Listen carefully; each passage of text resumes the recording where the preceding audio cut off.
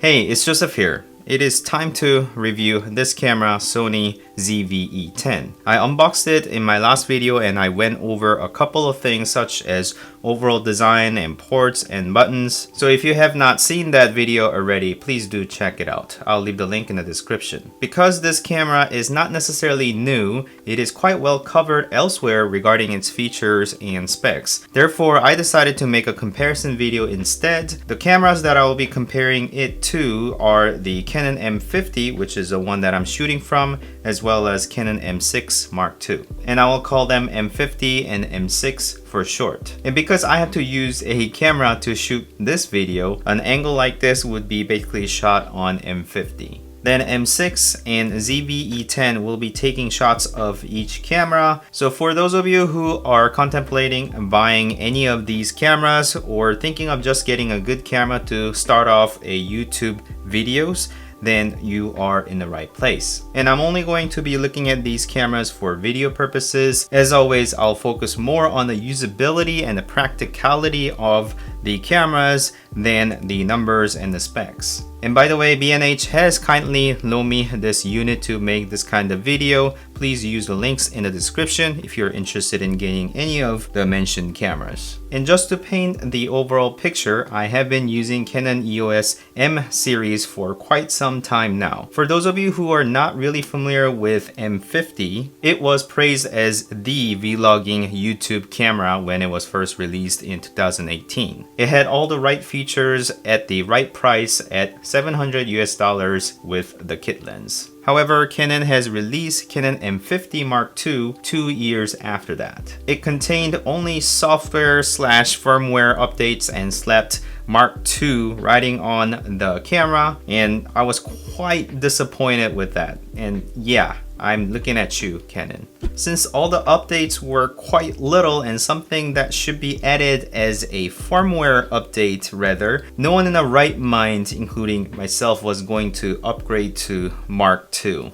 Therefore, I have been considering better alternatives. Since then, I have used Canon M6 Mark II as my second camera, although it is more expensive camera than M50 at $1,000 USD. It just had better specs, smaller, and with a few things that I really liked. And I'll get into the details of it in a bit as I compare them to Sony ZV-E10. Even though I am somewhat invested in the Canon EOS M lineup at this point, since I own two cameras, and I actually have owned more in the past. Unfortunately, Canon has not released any updates in this lineup since 2018. Therefore, I have been considering alternative lineups where I don't feel neglected. Anyways, my eyes have been fixed on Sony for quite some time now and waiting for them to release a camera that is going to win me over. I have considered Sony A7C in the past. Actually, I have made a video on it too. I will leave the link in the description just in case you are also considering the full frame camera, and I came very close to getting that camera. The only reason that I did not make the jump was that I just couldn't afford it at the time. Mind you, $2,000 with the kit lens included was a very reasonable price for the camera. But it meant that I need to consider additional costs that I'll need to spend on lenses and the accessories. In contrast, Sony ZV-E10 is less than half of A7C's price, $800. So I don't need to shell out a large amount up front. And also, for the first time in a while, I'll be attending an in-person conference and I will need a vlogging camera. Therefore, I decided to see how this camera pairs up against the cameras that I have, hence why the birth of this video. As this video is quite detailed comparison, please do understand that this is very lengthy video and quite a bit of nitpicking will take place. And I have warned you, so please save yourselves from leaving such complaints in the comments. So with that out of the way, let's look at some of the features of these cameras that are essential for vlogging. The screen is the first aspect we are going to have a look. Both M50 and ZV-E10 have articulating screen that is essential for vlogging. They flip out like this to the side and you can shoot things in a selfie mode like this. And M6, however, flips only upwards. This has a major drawback as a vlogging camera, as you can't really mount the microphone on the top. There are third-party brackets to alleviate this specific problem, but it will overall add a bit of weight and a bulk to the overall camera. Also, because this is flipped up, it is kind of hard to touch the menus at the bottom edge of the screen since it is somewhat covered. If you have fat fingers, you'll have additional struggles. For that, you can kind of push the screen a little bit back so that you have additional room, but still is a bit weird. By the way, this is how I intended to use this camera for vlogging. I'll leave the product links in the description, and please let me know if you have any questions regarding this rig in the comment section. And on the contrary, on the Sony camera, you can simply just mount the tripod underneath the camera and I am ready to go. Or get a microphone on top and I will have no problem start shooting. Whilst the flip out screen is all great, ZV-E10 does have some shortcoming also on the screen itself. Whilst I can easily change exposure and navigate through menu system via touch on Canon cameras like this, and then I can touch on different values, I can't really do the same for this one over here. Touch to focus works really well and autofocus is quite snappy, but all you can do is basically touch to focus. When you are working behind the camera with the screen facing myself and camera pointed towards something else, this is not really a problem as I've got all the buttons and the dials to use. But when you are shooting yourself in the selfie mode, this is quite hard to change because now I don't have buttons and dials to navigate through the menu system or change any of the exposure values. For instance, on the video shooting, I park my shutter speed at 1/50 for 24 frames per second video, and then open up aperture to the widest or the lowest number possible. This is quite a standard practice. Therefore, I have to change ISO value to compensate for different type of lighting conditions. For Canon cameras, I just tap on the number that states the ISO on the corner there, and then I can just scroll through different type of exposure values. And on Canon M6 Mark II, I can dedicate the rear control dial for ISO as well. To both Canon and Sony, if you guys are taking notes, allow all the dials on the cameras to be dedicated for ISO. This is no-brainer feature needed for vlogging or video purposes. Anyways, for Sony, you are really out of luck when trying to change ISO from the front. You cannot really touch to adjust the ISO. You have to feel out the buttons on the back and hit the left button, which is this one over here. Then use any of the dials that are positioned either on top over here or the back here to change the value. So here I can now change the ISO value there. Or you can actually change the custom button, the C1 button, to trigger ISO change or exposure compensation change mode. Then you can just leave the ISO to auto, but I just prefer to change ISO myself so I kind of know what kind of number that I'm actually using at the very moment. For picture quality or image quality purposes, you want to stay at the lowest number possible just so that you're not introducing noises onto your footage. Let me know if you guys have a better method in controlling all of this in front of the camera. Anyways, this is just one example of menu/value change that you need to do. And if you intend to change any other settings such as white balancing, autofocus mode, changing microphone volume, you're better off flipping the camera and also the screen, change the values, then flip them back. This becomes such a hassle as you can't really see how much you are actually changing, such as a microphone volume. And in regards to the microphone, the Sony ZV-E10 has a bigger and better in-body microphone on the top. It is an omnidirectional microphone, and based on my testing, it is definitely clearer and better sounding than Canon's in-body microphones. Let's hear it.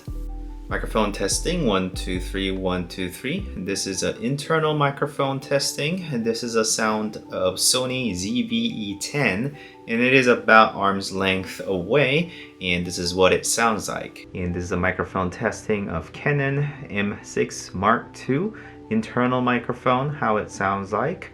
Microphone testing, 1 2 3 1 2 3. And it even comes with a wind muff that is perfect for blocking out the noises that you get from the wind, and I have showcased it on the last video. I don't usually use wind muffs as I find them to be shedding too much fur inside of my bag or my room. And whilst I am out and about, I'm mostly indoors. However, I will be in rooms with lots of ambient noise, so I need a more directional microphone that is capable of isolating sounds. Sony makes a smart microphone that you can mount simply on the hot shoe that is positioned on top and requires no wires or battery to be charged, which is quite neat, but only compatible with Sony cameras. And I would definitely consider if I own compatible other Sony cameras, but instead I'm using Sennheiser MK200 that is directional with a super cardioid pickup pattern, and it is actually compact without any flimsy shock mount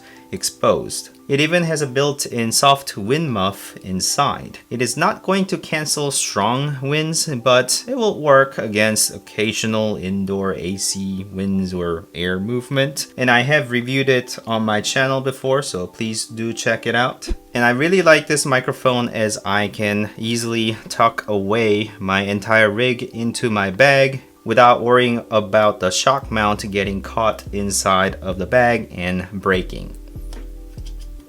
However, if I mount the microphone on top of Canon M6 Mark II, this is where the major drawback is. As mentioned before, it will just cover up the entire screen and you just can't really see or do anything. And for the alternative, for the bracket that is mounted at the bottom, you could actually use a tripod like this that has either the cold shoe on the side or the 1/4-inch thread on the side, so that you can just have the cold shoe attached to it. So I can basically mount the microphone on here instead, like so, and then flip up the screen and everything is good to go. And this has an additional benefit on top of using this bracket over here, is the fact that this cold shoe could be slightly unscrewed, therefore it can easily flip back and forth. So if I'm shooting something from behind and showing you something as I record, then I can basically talk to the microphone instead of on the opposite side. So I can easily flip back and forth as I go different orientation. However, in regards to the microphone, I do want to give ZV-E10 lots of points for including a headphone monitoring jack on the side of the camera. Every now and then I get some weird radio frequency noise in my recordings,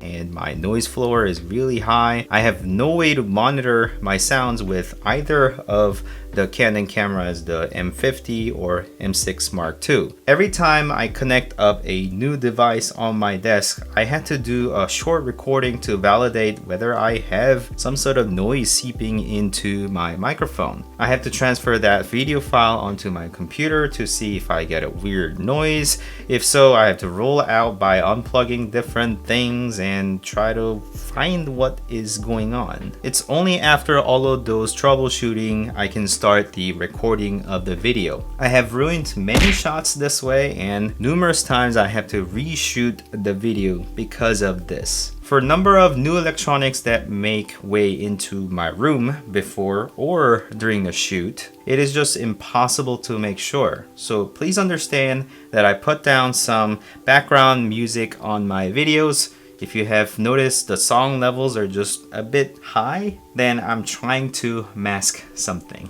Even in a controlled environment like this, you never know what kind of noise that is gonna seep into your microphone. Let alone, you never know what kind of room you'll be walking in when you are out and about. Thanks to ZV-E10, I was able to isolate an old audio cable that wasn't shielded properly, picking up all the radio frequencies from a power brick. So overall, I just learned to occasionally glance at my volume to see if my noise floor is abnormally high on my audio volume. And I can kind of see that it's fine right now, but it was peaking quite a bit at the start of this video. On both M6 Mark II and ZV-E10, they both allow me to monitor the microphone level on the screen during the shoot, although M50 doesn't. And I can adjust it accordingly if there is a loud noise or if I'm just speaking too far from the microphone. I often have to do this if I flip behind the camera to show you something, because then I'll be speaking quite closer than what I will be in front of the camera. But on Canon M50 does not allow the microphone level to be seen with the video recording. I heard that Canon M50 Mark II actually allows this. Since Canon M50 Mark II are the only models being sold at the moment other than the second-hand cameras that are available, you won't have such problem. On top of the headphone monitoring jack of the ZV-E10, there is a micro HDMI port. All three cameras actually use micro HDMI. So whilst I do not really like micro HDMI port over mini or full-size HDMI port, there are compact cameras and you don't really need an HDMI port for vlogging purposes. You'll need them for studio shots where you need to monitor your shots on a bigger screen or using a capture card for clean HDMI out. I personally prefer to use USB port to either use camera as a webcam or do a bigger screen viewing, as I mostly shoot at my desk. For ZV-E10, you can find the USB-C port above the micro HDMI. I don't really like this port placement, as the most of USB-C cables, including this one from the box, are straight shot from the side, meaning that it is not a right angle cable. If you're connecting this cable during your shoot, you'll end up covering your screen. I think it would have been better if the port is at the bottom of the camera or at least on the other side. Obviously, you can get a right angle USB-C cable to avoid this problem. And I happen to have this magnetic USB cable that has a right angle, and I have to have a dongle that is inserted in here, and I can just snap the cable easily like that, as I intend to have it connected and charging. I actually use this cable for all of my cameras, as it is easy to connect them up and charge it or do data transfer. Whilst these USB-C ports are built to last, plugging and unplugging ports will wear them out eventually, and this basically addresses those issues. But bit of warning here, if you ever need to pull out these tiny little dongles, you'll need to be careful. I've cut either side of this pull device to ensure I get a good grab as I approach this dongle. The last thing you want is for these dongles to break off and get stuck inside of your expensive device. I did come close to that incident once on my mouse. On both M50 and M6 Mark II, both micro HDMI and USB-C ports are on the opposite side of the camera, and I think Sony should take notes there. By the way, even though all of these cameras have the microphone jack on a screen side, they don't really suffer from the same issue, as the microphone companies include this right angle cable for use. If you're supplying your own cable, then you will also need to make sure that you get a right angle kind. For M50, USB is where the major problem begins. It has a micro USB port, not a USB-C. It has a slow data transfer and you'll have to carry the outdated micro USB cable. And you actually cannot charge the camera or its battery by connecting it to a USB. No in-body charging for M50, not even M50 Mark II. And even back in 2018, its original release date, everything was being charged by USB. My phone, laptop, mouse, headphone, and even my flashlight charges by USB. And yet, when they revised it on 2020, the Canon M50 Mark II, Canon decided to make the users take the camera battery out of its body and charge them by finding a wall outlet. Sorry, I'm quite disappointed here. You can get a third-party batteries and chargers that can charge via USB, but they are just unnecessary stuff that you need to carry for vlogging. For a studio shot like this, I got a third-party DC coupler, basically a dummy battery that connects to USB-A to continuously power the camera. All three cameras support continuous power option via getting an optional DC coupler. And I usually get a third-party brands as Canon or Sony parts are quite expensive. By the way, to both Canon and Sony's credit, being able to switch out depleted battery is still great. I always recommend getting a couple of extra batteries when you are out for shooting for the whole day. But being able to just connect the camera between shots with a battery bank is so convenient. And on the other hand, M6 Mark II does support in-body charging. However, you must connect it to a USB-C chargers. Actually, this one is connected to USB Type-A, so it wasn't really charging the camera. And you've basically got to make sure that you use USB Type-C battery bank, even with the magnetic charging, and this will start charging the camera for me. You can see that the orange or amber light that is turning on the camera, which means that it is being charged. And I have to take a deep breath for this one, is this camera does not support charging whilst the camera is on. As I turn on the device, it's no longer charging. And I guess I give up asking why to Canon. In September 2019, they thought it is okay to charge $1,000 for a device that kind of works like this. Maybe you turn on your phones and laptops off when you are charging? Well, the rest of the world doesn't. Anyways, this means that if you ever intend to use Canon M6 Mark II for a long studio sessions or webcam purposes, you will have to get a dummy battery that I mentioned. For a studio setup, I personally just connect it up with USB Type-C port on my computer and make sure that I turn the camera off when I'm done using it. Otherwise, yeah, it won't charge. To be fair, my studio sessions are about 2 to 3 hours at most, and the battery will easily last that. On the other hand, Sony ZV-E10 will charge via any USB port whilst it is on or off. And they have been doing this for most of their cameras even back in 2018 or even before. Maybe Sony knows how to do these things right since they make smartphones too. So I can basically have the battery bank inside of my pocket or my bag and then have a long cable leading from it and then just connect it up for charging.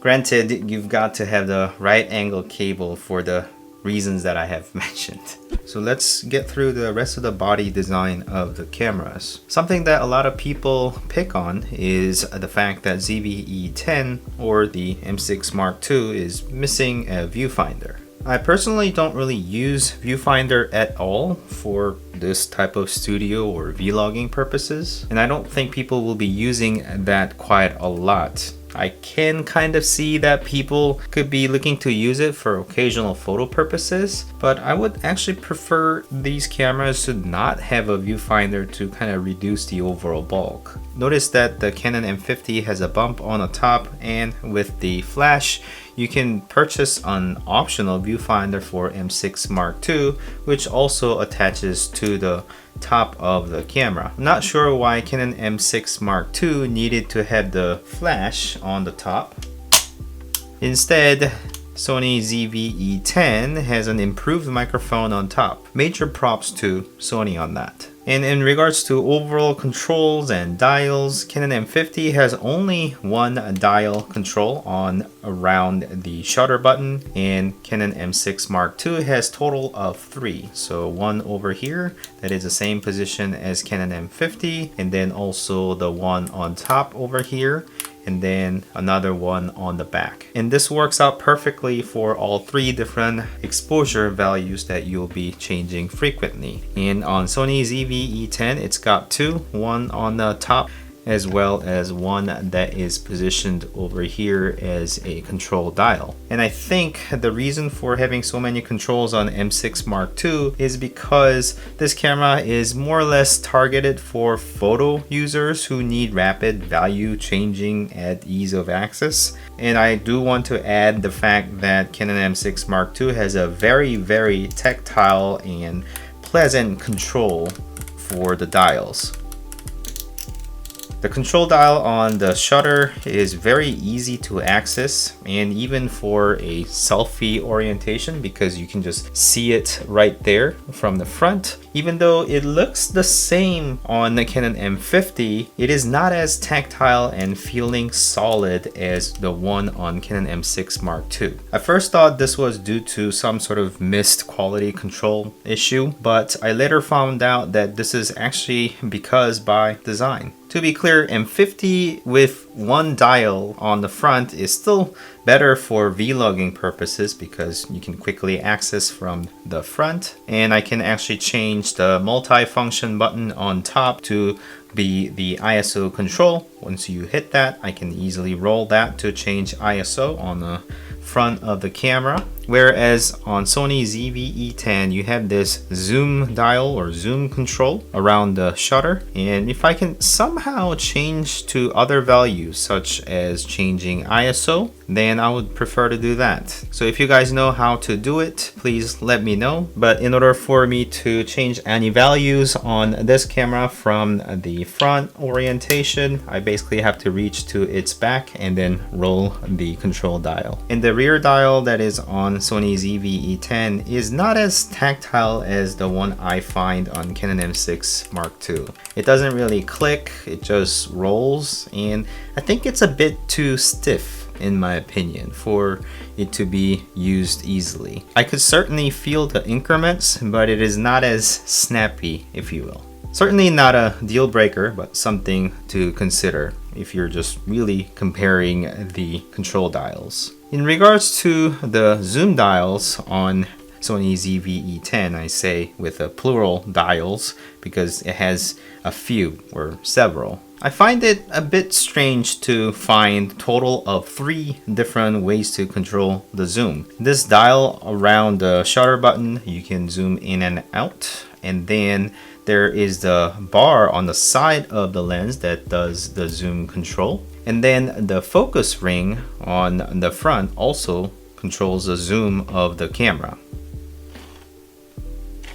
As I handle the camera from the front side for the selfie mode, I keep bump something that controls the zoom, so it just puts my angle out of whack. I just want the zoom to be parked at the widest, then maybe use one of the dial or the button to control the zoom. It's a bit of annoyance. I just haven't really found a way to disable it just yet. So yeah, if you guys know how to disable at least 2 of them, then please let me know. On the M50 and M6 Mark II, the kit lens has basically a manual control. You just have to zoom like that, and when you are ready to store away the camera, I basically have to hold down this lock on the side so that the lens collapses all the way. And when you are trying to open, it doesn't really open because it's locked. You just have to push that switch and then roll at the same time to be able to unlock so that the lens basically protrudes further.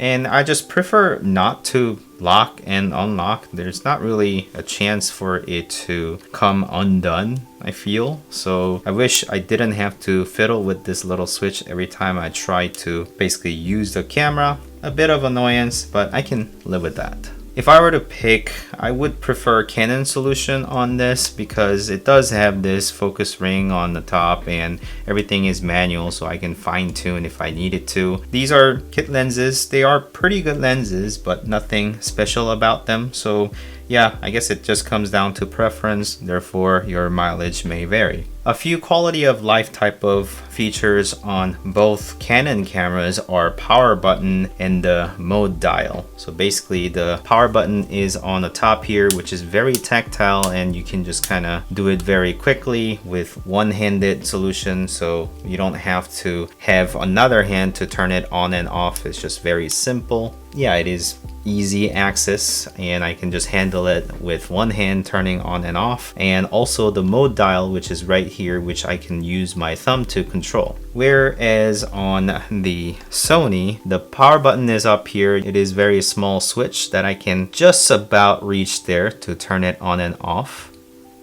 And there is no mode dial. You just have to press this button over here to switch modes between photo, video, and SNQ mode. But overall, I think it just comes down to your personal preference. It is not really a deal breaker in either case, but I do prefer Canon solution in this one. And by the way, all three cameras allow the shutter button to behave as a start record or stop record button as long as you're in the video mode. So that's something that I do as soon as I get these cameras because I like hitting them to start recording the videos. And a small thing, I like the fact that M6 Mark II has a auto focus and a manual focus dial or switch on the back side of the camera. I often use that for product shots and it comes quite handy. If you look at Canon M6 Mark II and ZV-E10 on the front, you'll see that Canon M6 Mark II has a lens relatively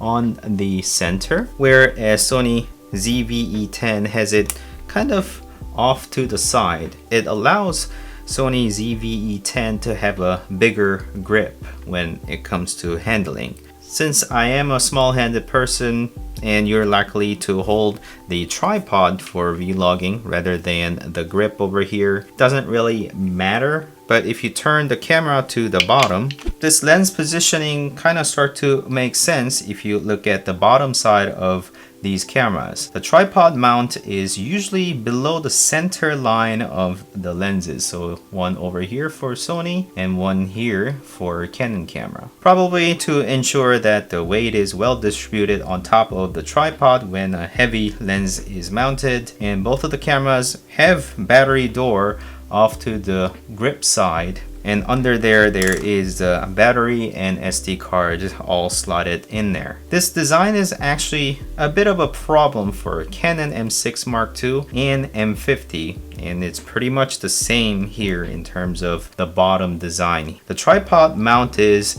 quite close to the battery door. And if you look at the Sony side, then you can see that the mount is quite further away from the battery door. And if you add any large tripods or quick release plates, it actually prevents from the battery door from opening on the Canon side. I mean, this is not necessarily a huge bottom plate for cameras, but if I were to add this in any sort of orientation, it basically is going to prevent from the battery door to be opening. It's just gonna get stuck like that. So the solution is to offset it like so, but still doesn't open all the way, and it prevents the battery from coming out, and I can't get the battery out. For Canon M50, you need to open this door more frequently because you can't charge the battery in body. So a major design flaw in my opinion. And to alleviate this problem, you can use something like this Falcam F38 quick release plate, which is much smaller in profile, and it actually allows you to offset it onto one side. So I can mount it and basically offset it to the side so that it doesn't interfere with the battery door. And this way I can still have the plate and open the battery door all the way where I can actually get the battery out freely. However, if you ever attach to any of the tripod heads later on, then basically that will block it from opening all the way again. So you basically have to get it off the tripod and then open the battery, do the business, and then pop it back in. I guess, yeah, it is sort of a halfway solution since you can quickly release from all the tripods. Yeah, nonetheless, it still is a bit of a problem. Kind of unfortunate. Or use a very small tripod like this from Manfrotto that is going to occupy or at least have the head that is not as big as the other. So this one can kind of open, not all the way, but it can still open enough so that you can get your battery out. Whereas other type of tripod that has slightly bigger head will not allow you to do that. And in fact, there is a Manfrotto tripod that is slightly bigger than the Pixi one that is over here. And then in order to get the battery out, I've actually cut the side of the plastic over here just so that I can access it freely. I mean, yeah.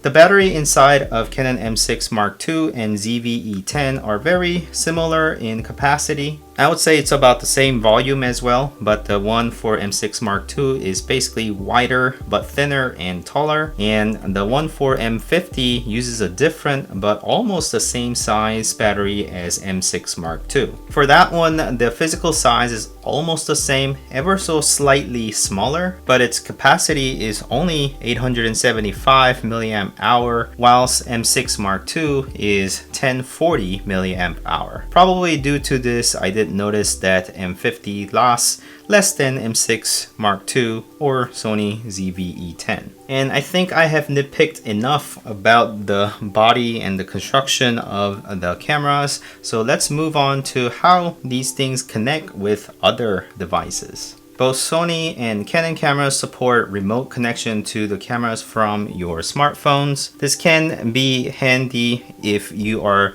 doing a time lapse or leaving the camera a bit away from you. And these three cameras could also connect to your computer via Wi-Fi. However, these wireless connection methods do consume quite a bit of your battery, and I personally don't have a workflow that I can benefit a bunch by wireless connection, so I prefer to keep them connected to PC for easy remote shooting and a webcam usage. I've decided to make a separate video for the differences in the remote shooting software from Canon to Sony, so please stay tuned for that video if it hasn't been uploaded already. And all three of them can act as your webcams for your favorite video chat software such as Zoom, Teams, and Google Meet. However, Canon's camera behave quite different to the Sony's. I say this not specific to the cameras, as I've seen this behavior across multiple models of each brand. For Canon cameras, as long as I have the Canon webcam utility installed, as soon as I connect my camera or turn it on when it was connected, then it will be recognized as the webcam for the computer. If I'm using the EOS utility for remote shooting, which is a separate software, then no image will be fed into the webcam, which I feel is intuitive. Also, in any state, you can find the camera connected to your file system as a storage, meaning that you can access all the photos and the videos inside of the SD card. Unfortunately, for aforementioned reason, the camera will eventually and slowly drain its battery if you use the connection for too long. However, for Sony, it will charge its battery even if it is being used by your PC as a webcam or as a mass storage device. And you must know that there are two different softwares for your PC on the Sony side, Imaging Edge and Imaging Edge Webcam. And for using this camera for the Imaging Edge webcam for webcam purposes, you must first turn on the camera, go into the movie menu and put the camera into a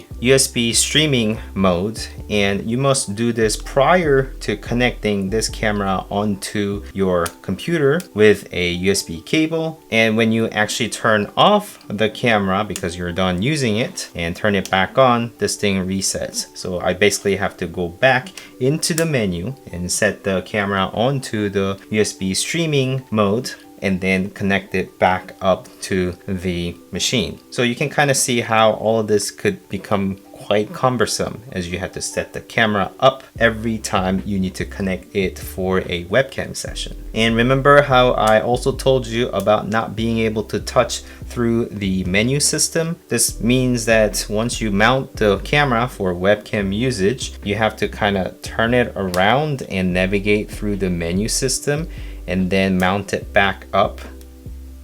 However, if you use the imaging edge for the connection, and I recommend using this over imaging edge webcam because it has a remote shooting capabilities as well as the webcam. Then I go into the camera menu under the network section and to set the PC remote as on, and if that is on, the camera will act as a webcam as soon as you connect it up and also turn on the camera regardless of when you connect the camera. However, you can no longer access your photos and videos off of your camera. It doesn't recognize as a mass storage device. So in order to access the photos and videos off of your camera via connecting USB-C cable, then you have to turn the PC remote function off and then connect the camera afterwards. Or take out the SD card from the bottom and read this separate from your PC. One nice thing here is the fact that your camera does not turn off even if the battery door is open, which is not true for Canon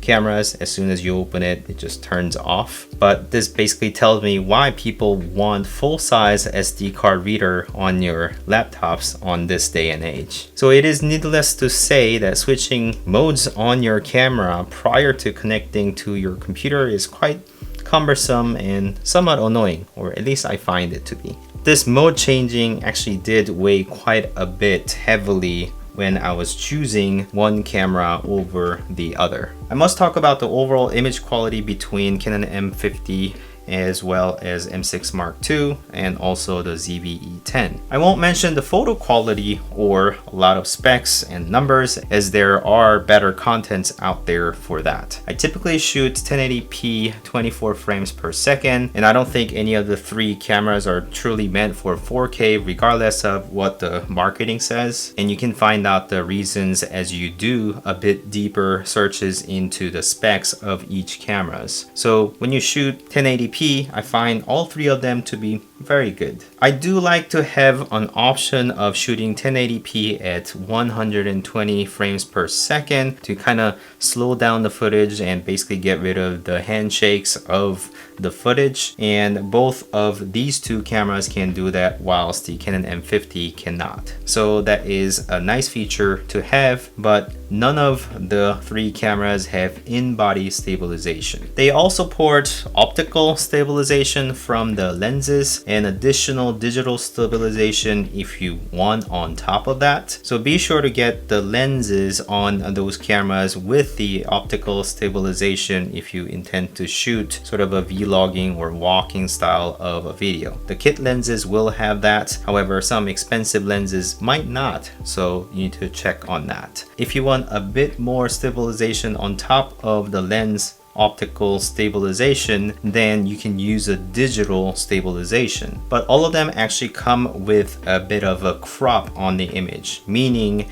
the image will be somewhat zoomed in. I personally prefer the widest angle shots off of these kit lenses, so I would stick to the wider shots in steady hands. If my shot ends up too shaky because I was shooting whilst I was walking, then I would rely on Premiere Pro to correct that for me than in the camera. For Canons, you can find IS settings on the menu for the lens image stabilization and keep it on the on position. Then disable the digital IS. Enabling it will crop the image, and then the enhanced will crop heavier with the bit of jarring footage in my opinion, so I would not really use that. For ZV-E10 or Sony camera, you can set the steady shot as a standard to get the lens stabilization and then set it to active mode, and that will crop the image and add a bit of digital stabilization on top. I don't really notice a huge video quality difference between Canon M50 and M6 Mark II. However, there is a noticeable difference in photo quality, but that's not the subject for today. For ZV-E10, I've noticed that the color is quite different from Canon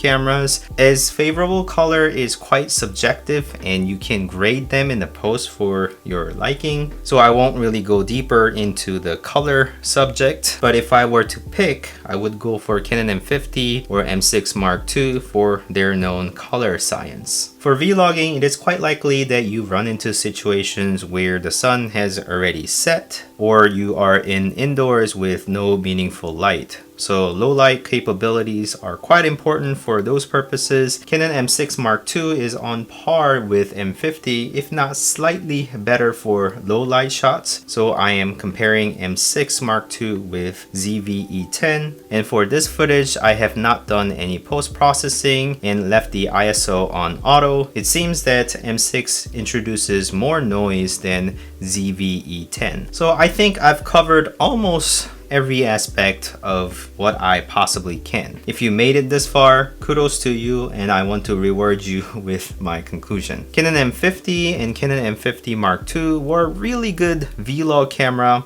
a few years back and still is very good. For $700 or cheaper, if you get a second-hand M50, you can get yourself going with video taking in no time. But I really don't like its lack of USB-C port and in-body charging in this day and age. That's why I left that as a permanent studio camera right there. And Canon M6 Mark II solves the USB-C and in-body charging issues, but doesn't solve it entirely, as you must connect to USB-C chargers only, and it doesn't charge whilst the camera is on. And overall, it doesn't have the articulating screen, and its price is $1,000. Therefore, I can't really recommend this camera to people who are just looking to get a decent camera for YouTube or vlogging. I would actually recommend Sony ZV-E10 as your starter camera, as it is a really well-rounded camera specific to vlogging, and its price is only $800. Once you invest a bit into the Sony's ecosystem, you can also upgrade to a